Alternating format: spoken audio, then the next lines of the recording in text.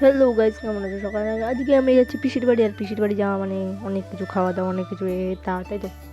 তোমাদের সঙ্গে বকতে বকতে আমি তো ফাটো বকতেই থাকি সারাক্ষণ, তো কি বলবো।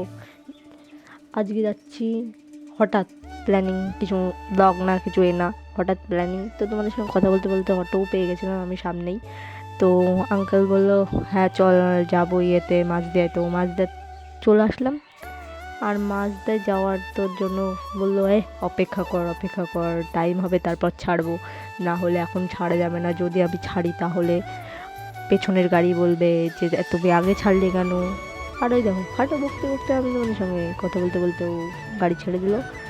আর জানো তো আমাদের এদিকে খড়খড়ে দেখো কত সুন্দর, বৃষ্টি নেই, হ্যাঁ বৃষ্টি হচ্ছিল না, কিন্তু যখন আমরা মাঝদায় প্রবেশ করব তখন বৃষ্টি চলে এসেছে, ব্লগও শ্যুট করা গেল না। আর আমি সুন্দর মাস্ক টাক সব কিছু পরে নিয়েছি, কারণ আমার ঠান্ডা লেগেছে অলমোস্ট, ওই জন্য তোমাদের থোবরাও দেখে দিচ্ছিলাম। আর রিল্যাক্স রিল্যাক্স যাচ্ছিলাম আমি, কি বলবো, সুন্দর একটা দৃশ্য পরিবহন করতে করতে আমি যাচ্ছিলাম নেলুয়া। কিন্তু একটা আন্টি বলছে ক্যামেরা বন্ধ কর।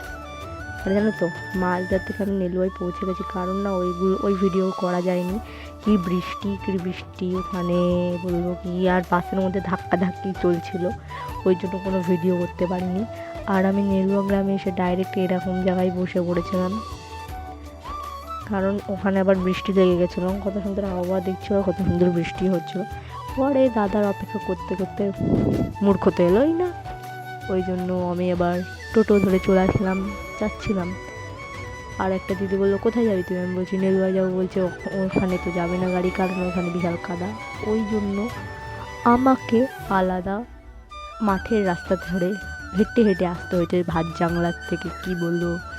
আর আমি ওখানে বৃষ্টি হচ্ছিল, কচু মাথায় দিয়ে আমি এসেছি যুদ্ধ করতে করতে।